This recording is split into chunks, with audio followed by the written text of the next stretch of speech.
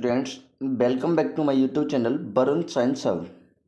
आज के इस वीडियो में हम स्टार्ट करने वाले हैं क्लास 11th केमिस्ट्री का सेकंड चैप्टर, जिसका नाम है परमाणु संरचना, एटॉमिक स्ट्रक्चर। आज की इस वीडियो में हम देखने वाले हैं। इससे पहले यदि आप मेरे चैनल पर नए हों तो चैनल को सब्सक्राइब करें, वीडियो को लाइक करें और ज़्यादा से ज़्यादा शेयर करें। तो जो सबसे पहला टॉपिक आता है हमारा इस चैप्टर के अंतर्गत, वो आता है परिचय परमाणु का, या फिर डाल्टन का परमाणु सिद्धांत। अब डाल्टन ने अपने परमाणु सिद्धांत के अंतर्गत क्या बोला था, उन चीज़ों को अपन देखने वाले हैं। तो पहला पॉइंट जो था डाल्टन के परमाणु सिद्धांत के अंदर, उन्होंने बोला था वैज्ञानिक जगत में परमाणु शब्द का सर्वप्रथम डाल्टन द्वारा प्रयोग किया गया। यानी वैज्ञानिक जगत के अंदर इनसे पहले प्राचीन काल में बहुत वैज्ञानिक आए थे, लेकिन अगर आधुनिक काल की बात करें तो सबसे पहले परमाणु शब्द का प्रयोग आपके किसने किया था? डाल्टन ने किया था। देन उसके बाद अपन बात करें दूसरी बात कि इनके अनुसार, डाल्टन के अनुसार परमाणु क्या था, तो इनके अनुसार पदार्थ या द्रव्य, यानी कोई भी पदार्थ या द्रव्य अति सूक्ष्म अविभाजित कणों से मिलकर बना होता है, जिसे क्या नाम दिया गया? परमाणु नाम दिया गया। यानी डाल्टन के अनुसार कोई भी पदार्थ हो या द्रव्य हो, वो अति सूक्ष्म अविभाजित, यानी बहुत ज़्यादा छोटे और अविभाजित, मतलब जिनको विभाजित नहीं किया जा सकता, ऐसे कणों से मिलकर बना होता है और उन कणों को नाम दिया गया परमाणु। तीसरी बात यही कही थी इन्होंने कि यह रासायनिक अभिक्रियाओं में भाग लेकर अणु का निर्माण करते हैं। और इन्होंने कहा था कि जो डाल्टन थे, इन्होंने कहा था कि परमाणु रासायनिक अभिक्रियाओं में भाग लेकर अणु का निर्माण करते हैं। फोर्थ पॉइंट था इनके सिद्धांत का कि परमाणु को न तो बनाया जा सकता है न ही नष्ट किया जा सकता है। इन्होंने बोला था कि न तो परमाणु को बना सकते हम और न ही नष्ट कर सकते हैं। और फिफ्थ पॉइंट बोला था इन्होंने, यह सिद्धांत द्रव्यमान संरक्षण नियम, स्थिर संगठन नियम या गुणित अनुपात के नियम की व्याख्या करने में सक्षम है। यानी परमाणु का जो डाल्टन सिद्धांत था, इसने द्रव्यमान संरक्षण के नियम की व्याख्या की, स्थिर संगठन नियम की व्याख्या की और गुणित अनुपात के नियम की भी व्याख्या कर दी। ठीक है, तो ये था तुम्हारा डाल्टन का परमाणु सिद्धांत। अब इसके बाद अपन बात करें तो अब आती है हमारी उप परमाणु कणों की खोज। उप परमाणु कणों का मतलब परमाणु के अंदर कौन कौन से कण होते हैं, उनकी खोज की बात आती है। तो हम जानते हैं कि परमाणु के अंदर इलेक्ट्रॉन होता है, प्रोटॉन होता है और न्यूट्रॉन होता है। तो सबसे पहले हम देखने वाले हैं उप परमाणु कणों की खोज किस प्रकार हुई थी। इसमें सबसे पहला आता है हमारा इलेक्ट्रॉन की खोज, और इलेक्ट्रॉन को ही हम क्या बोल देते हैं? कैथोड किरणें। तो कैथोड किरणों की जो खोज हुई थी वो कैसे हुई थी, कैथोड किरणों के गुण क्या थे, उनको देखने वाले हैं। तो सबसे पहला पॉइंट है हमारा कैथोड किरणों में इलेक्ट्रॉन की खोज विसर्जन नलिका में अत्यंत उच्च वोल्टेज पर निम्न दाब पर भरी गैस से विद्युत धारा प्रवाहित करने के परिणाम स्वरूप हुई। यानी इलेक्ट्रॉन की जो खोज हुई वो विसर्जन नलिका प्रयोग द्वारा हुई थी, जिसके अंदर जो वोल्टेज था वो उच्च था, दाब था वो गैस का क्या था? निम्न था, विद्युत धारा प्रवाहित की, तो इसके परिणाम स्वरूप क्या हुआ? इलेक्ट्रॉन की खोज हुई। इस प्रकार जब इलेक्ट्रॉनों पर उच्च वोल्टता लागू की गई तो नलिका में कणों की धारा के द्वारा ऋणात्मक इलेक्ट्रोड, अब ऋणात्मक इलेक्ट्रोड कौन सा है? कैथोड से धनात्मक इलेक्ट्रोड यानी एनोड की तरफ विद्युत का प्रवाह आरंभ हो गया। इनको कैथोड किरण या कैथोड किरण कण नाम दिया गया। जैसे ही विद्युत धारा प्रवाहित की उच्च वोल्टता पर, तो जो तुम्हारे ऋणात्मक इलेक्ट्रोड से धनात्मक इलेक्ट्रोड अर्थात कैथोड से एनोड की ओर विद्युत धारा का प्रवाह स्टार्ट हो गया और इनको नाम दिया कैथोड किरणें या कैथोड किरणें कण। इस तरीके से आपकी खोज हुई थी कैथोड किरणें इलेक्ट्रॉन की। अब अपन बात करते हैं किसकी? कैथोड किरणों के गुणों की। किसकी बात करते हैं? कैथोड किरणों के गुण कौन कौन से हैं? तो पहला है कैथोड किरणें कैथोड से आरंभ होकर एनोड की ओर गमन करती हैं। जो कैथोड किरणें हैं वो कैथोड से आरंभ होकर, यानी स्टार्टिंग होती है इनकी कैथोड से और एनोड पर इनका एंड हो जाता है। देन उसके बाद अगर अपन बात करें दूसरा पॉइंट इनके गुणों के अंदर, तो ये किरणें स्वयं दिखाई नहीं देती। जो कैथोड किरणें होती हैं वो तुम्हें स्वयं दिखाई नहीं देती, परंतु इनके व्यवहार को गैसों तथा कुछ निश्चित प्रकार के पदार्थों की उपस्थिति में देखा जा सकता है। ये पदार्थ इन कणों से टकराने से चमकते हैं। देखो, जो कैथोड किरणें हैं वो तुमको खुद दिखाई नहीं देंगी, लेकिन इनका व्यवहार गैसों और कुछ निश्चित पदार्थों के साथ देखा जाता है, जिनसे टकराने के पश्चात ये चमकने लगती हैं। दूसरा गुण ये था कैथोड किरणों का। तीसरा, विद्युत और चुंबकीय क्षेत्रों की अनुपस्थिति में यह किरणें सीधी दिशा में गमन करती हैं। जैसे ही आप इन कैथोड किरणों को विद्युत और चुंबकीय क्षेत्रों की अनुपस्थिति में रखोगे, वैसे ही ये सीधी दिशा में क्या करती हैं, गमन करती हैं। तो ये हैं तुम्हारे क्या, कैथोड किरणों के गुण। 3 गुण पढ़ लिए हमन ने। चौथे गुण की अगर बात करें अपन, तो चौथा गुण ये है कि विद्युत और चुंबकीय क्षेत्रों की उपस्थिति में कैथोड किरणों का व्यवहार ऋणावेशित कणों के आपेक्ष व्यवहार के समान होता है। मतलब जैसे ही आप कैथोड किरणों को विद्युत और चुंबकीय क्षेत्रों की उपस्थिति में रखोगे तो इनका व्यवहार ऋणावेशित कणों की तरह होता है, और उस ऋणावेशित कण को, यानी जो यह सिद्ध करता है कि कैथोड किरणों में ऋणावेशित कण होते हैं और जिन्हें इलेक्ट्रॉन कहते हैं। और जिससे क्या सिद्ध हो गया कि कैथोड किरणों के अंदर ऋणावेशित कण होते हैं, और उन ऋणावेशित कणों को क्या नाम देते हैं, इलेक्ट्रॉन नाम देते हैं। ठीक है, चौथा गुण ये था आपका कैथोड किरणों का।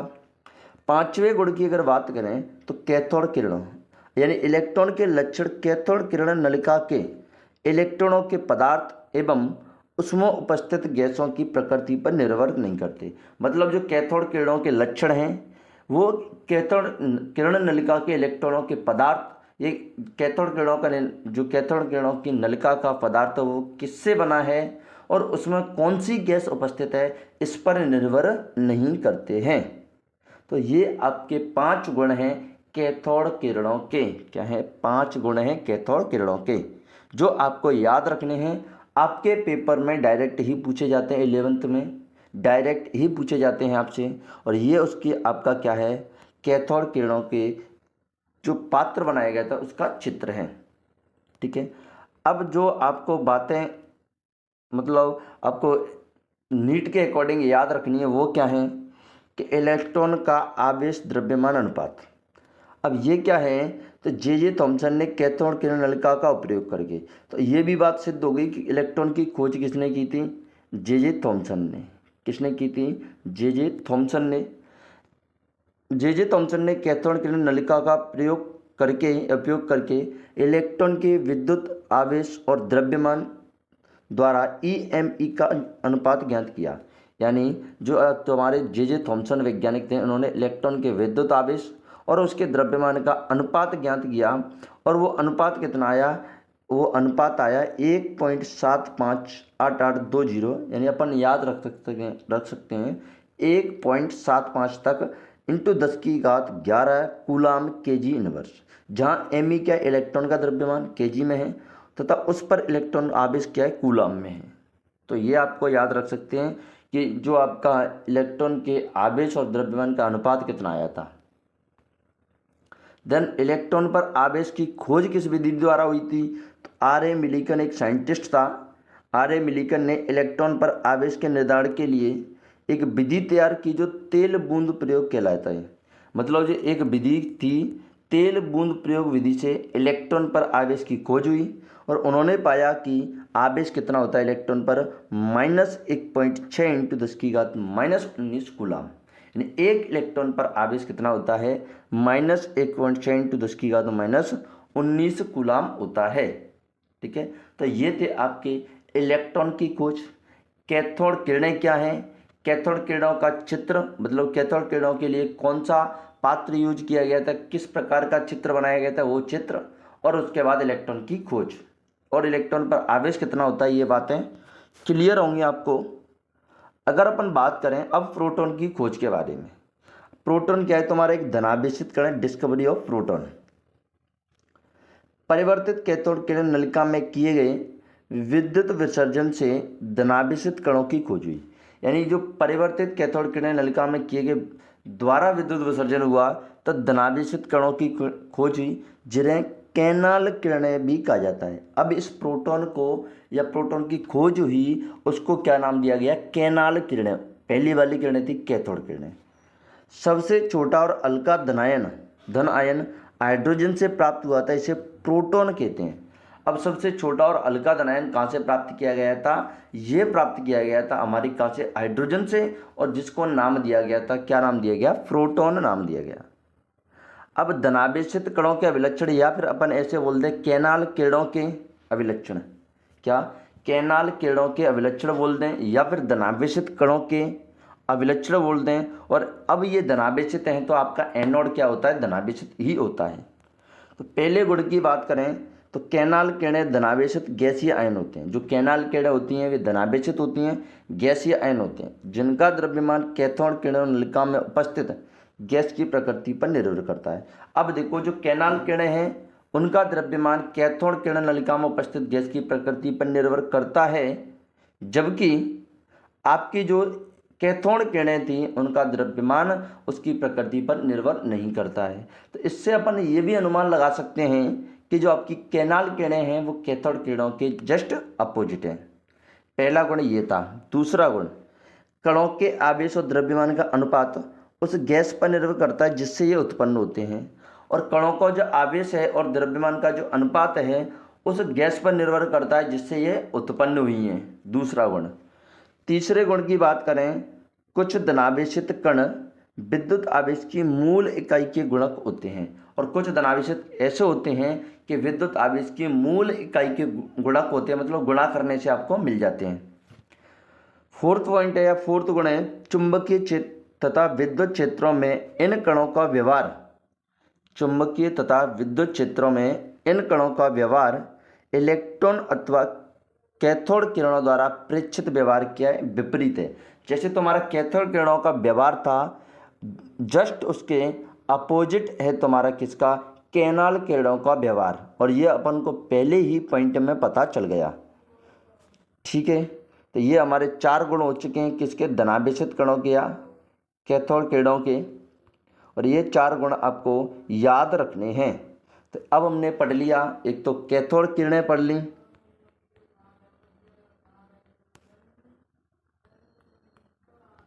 कैथोड किरणें, जिसके बाद हमने पढ़ी कैनाल किरणें। और अपन अगर बात करें अब कि प्रोटॉन की खोज किसने की थी सर, तो प्रोटॉन की जो खोज की थी ना, आपके प्रोटॉन की खोज की अगर बात करें, प्रोटॉन की खोज तो आपके साइंटिस्ट हैं, ई गोल्डस्टीन भी मिल जाता है आपको कभी कभी, और कभी कभी नाम मिल जाएगा रदरफोर्ड सुनने को। ठीक है, तो नाम दिया था रदरफोर्ड ने और खोज किसने की थी? गोल्डस्टीन ने। तो ये चीज़ भी आप लोग ध्यान रखें। तब उसके बाद आता है तीसरा आपका न्यूट्रॉन की खोज। तो न्यूट्रॉन की खोज जो चैडविक नामक वैज्ञानिक थे, जेम्स चैडविक इनका पूरा नाम था, इन्होंने की थी। बेरिलियम पर अल्फा कणों के प्रहार से की। प्रोटॉन के भार से कुछ अधिक भार वाले विद्युत उदासीन कण निर्मित हुए जिन्हें न्यूट्रॉन कहा गया। अब प्रोटॉन से थोड़ा सा भार इनका अधिक होता है, और इनके बेरिलियम कणों पर, किस पर? बेरिलियम कणों पर प्रहार से न्यूट्रॉन की खोज की थी आपके जेम्स चैडविक वैज्ञानिक ने। ये इसकी अभिक्रिया है जिससे इसकी खोज हुई थी। ठीक है, अब अपन बात करते हैं कि इलेक्ट्रॉन पर आवेश क्या होता है। इलेक्ट्रॉन का प्रतीक प्रोटॉन, यानी जो परमाणु के अंदर उपकण उपस्थित होते हैं। अब ये आपको पता लग गया होगा कि परमाणु के अंदर कौन कौन से उपकण उपस्थित होते हैं। इलेक्ट्रॉन, प्रोटॉन और न्यूट्रॉन। इलेक्ट्रॉन माइनस होता है, प्रोटॉन प्लस होता है, न्यूट्रॉन पर कोई आवेश नहीं होता। इसका मतलब जो इलेक्ट्रॉन है आपका वो उदासीन होता है। ये बातें आपको याद रखनी है। अब अपन बात करते हैं इलेक्ट्रॉन का प्रतीक, जैसे ई माइनस या -1 E0 या ई माइनस लिख सकते हैं। प्रोटॉन का प्रतीक की बात करें तो प्रोटॉन का P या 1P1 प्रतीक लिख सकते हैं, और न्यूट्रॉन का मात्रक जो प्रतीक है वो N या 0N1 लिख सकते हैं। तो ये तो तीनों के प्रतीक हैं। देन उसके बाद अगर अपन बात करें तो द्रव्यमान की बात करें तो इलेक्ट्रॉन का द्रव्यमान होता है 9.1 × 10⁻31 kg होता है। ये भी ध्यान रखें, पहले भी लिख रखा है यहाँ पर kg के अंदर। और अगर बात करें प्रोटॉन के द्रव्यमान की, तो प्रोटॉन का द्रव्यमान होता है -6, वो प्रोटॉन का द्रव्यमान 1.672 इंटू 10⁻⁻27 kg, और न्यूट्रॉन का द्रव्यमान थोड़ा सा ही ज़्यादा होता है प्रोटॉन से, 1.674 इंटू 10⁻27 kg। तो सभी के सभी द्रव्यमान किसके अंदर है? आपके केजी के। तो कभी कभी आपको एमसीक्यूज में आपको इलेक्ट्रॉन, प्रोटॉन, न्यूट्रॉन का द्रव्यमान भी पूछ लिया जाता है। अब अगर हम बात करें द्रव्यमान एएमयू के अंदर, एएमयू क्या होता है? एएमयू का फुल फॉर्म होता है atomic mass unit. Atomic mass unit होता है। अब एटॉमिक मास यूनिट होता है और उसके अंदर अगर द्रव्यमान की बात करें इलेक्ट्रॉन का, तब होता है 5.4 इंटू 10⁻⁴ प्रोटॉन का होता है 1.007 और न्यूट्रॉन का होता है 1.008। तो आपको अधिकतर जो द्रव्यमान पूछा जाएगा वो केजी के अंदर पूछा जाएगा, केजी में आपको ध्यान रखना है। अब सापेक्ष द्रव्यमान की बात करें, मतलब एक दूसरे की सापेक्ष द्रव्यमान क्या होगा? तो 1/1837 गुना होता है इलेक्ट्रॉन का, ठीक है। प्रोटॉन की बात करें तो 1 और न्यूट्रॉन की बात करें तो 1 होता है। सापेक्ष द्रव्यमान का मतलब ये है कि इलेक्ट्रॉन का प्रोटॉन के सापेक्ष, न्यूट्रॉन का इलेक्ट्रॉन के सापेक्ष, ये द्रव्यमान। अपन बात करें आवेश की, सापेक्ष आवेश की, तो आवेश अगर बात करते हैं कूलाम के अंदर आवेश लिखा जाता है, इलेक्ट्रॉन पर होता है -1.6 इंटू 10⁻⁻19 कूलाम, प्रोटॉन का होता है +1.6 इंटू 10⁻⁻19 कूलाम, और जो न्यूट्रॉन है उसका द्रव्यमान होता है 0, क्योंकि न्यूट्रॉन होता है आपका उदासीन। सापेक्ष द्रव्यमान की बात करें तो यह -1 है, यह आपका प्रोटॉन का +1 है, इसका तो 0 ही है, ठीक है। तो ये आपके द्रव्यमान थे इलेक्ट्रॉन, प्रोटॉन, न्यूट्रॉन के द्रव्यमान, आवेश और क्या आपका प्रतीक। तो ये आपके कितने तीनों। अब आपको अगर याद रखना है कि इनकी खोजों को कैसे याद रखें सर, तो ट्रिक याद रखनी है आपको खोजों के याद रखने के लिए। ईंट पर नाच, क्या ट्रिक याद रखनी है? ईंट पर नाच, यानी किसकी खोज किसने की थी। अब ई का मतलब इलेक्ट्रॉन और ट का मतलब टॉमसन, क्योंकि एनसीईआरटी के अंदर थॉमसन का नाम आपको टॉमसन भी लिखा मिल जाएगा और थॉमसन भी लिखा मिल जाएगा। ये हो गया ईंट पर नाच। पर मतलब, पी मतलब प्रोटॉन और र मतलब रदरफोर्ड, और न मतलब न्यूट्रॉन, च मतलब चैडविक। चा का मतलब क्या हुआ? चैडविक। इस प्रकार आप इनकी खोजों को भी याद रख सकते हैं, ठीक है। तो ये आपका क्या था? आपका कैनाल किरणें हो गई, कैथोड किरणें हो गई, और इलेक्ट्रॉन पर आवेश और उनका सापेक्ष द्रव्यमान क्या है वो भी हो गया, ठीक है। अब अपन अगर बात करें तो परमाणुओं के मॉडल में बात करते हैं, और परमाणुओं के मॉडल में सबसे पहला मॉडल आता है थॉमसन परमाणु मॉडल। तो अब अपन आज की क्लास का लास्ट टॉपिक बात करते हैं थॉमसन का परमाणु मॉडल। अब थॉमसन का परमाणु मॉडल क्या था, थॉमसन ने क्या बोला था, देखते हैं अपन। थॉमसन ने सर्वप्रथम परमाणु का विस्तृत मॉडल प्रस्तुत किया। थॉमसन ने सबसे पहले परमाणु के बारे में मॉडल दिया था। अब इन्होंने बताया था, थॉमसन ने बताया कि परमाणु गोलाकार कण है जिसमें धनावेश सममित रूप से व्यवस्थित रहता है, जिनमें कुछ इलेक्ट्रॉन कुछ स्थानों पर उपस्थित होते हैं। अब इन्होंने तो बोला था कि परमाणु गोलाकार कण है, इसके अंदर धनावेश सममित रूप से व्यवस्थित रहता है, मतलब फैला हुआ रहता है, और इलेक्ट्रॉन कुछ कुछ स्थानों पर तुम्हारे व्यवस्थित रहते हैं। अब परमाणु के इस मॉडल को प्लम्पडिंग मॉडल, मतलब इसके अगर हम बात करें अन्य नामों की, तो प्लम्पडिंग मॉडल या रेजिन पुडिंग मॉडल या वाटरमेलन मॉडल नाम दिया गया। इस मॉडल के अगर आपसे पूछ लिया जाए कि थॉमसन परमाणु मॉडल के अन्य नाम क्या क्या हैं, तो प्लम्पडिंग मॉडल, रेजिन पुडिंग मॉडल या वाटरमेलन मॉडल हैं। अब इसको ऐसा नाम क्यों दिया गया, ये बात भी बता दूं आपको मैं कि ये है ना आपका एक, इसको क्या मान लीजिए, तरबूज मान लो आप, क्या मान लें, अगर अपन ये मान लें कि हमारे पास एक तरबूज है,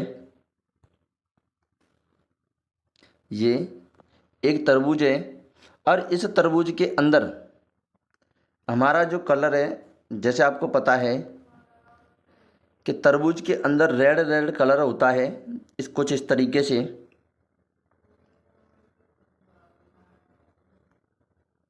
कुछ इस तरीके से आपका तरबूज के अंदर रेड रेड कलर होता है।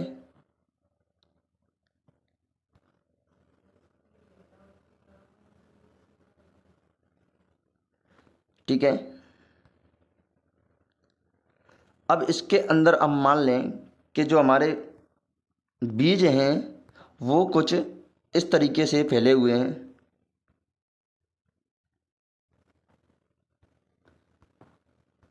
ये ये ये आपके बीज प्रेजेंट होते हैं कुछ इस तरीके से। अब इन्होंने क्या बोला था, इन्होंने बोला था जो रेड रेड भाग है तुम्हारा, जो रेड रेड भाग है या जो खाने योग्य भाग है,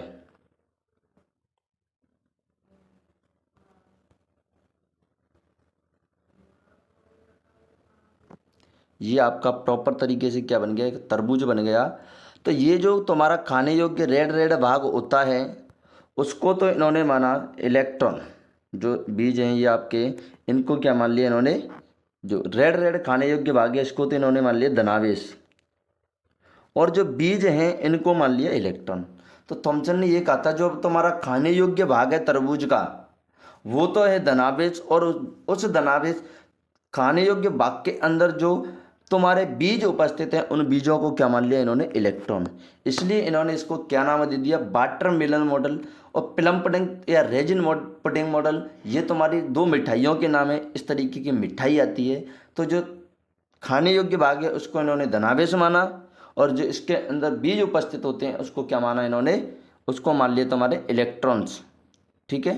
तो इस तरीके से इसका नाम क्या पड़ गया, तरबूज मॉडल। अब अपन बात करें इसकी, जो तुम्हारा थॉमसन मॉडल है उसकी कमियों की। तो इस मॉडल का महत्वपूर्ण दोष ये है कि ये द्रव्यमान को परमाणुओं में समान रूप से वितरित माना गया। मतलब इन्होंने क्या माना कि किसी भी परमाणु के अंदर जो द्रव्यमान है वो समान रूप से क्या होता है, वितरित होता है, लेकिन ऐसा कभी नहीं होता। दूसरी बात करें, ये स्टैटिक मॉडल है, यानी ये इलेक्ट्रॉन की गति के बारे में कुछ नहीं बताता।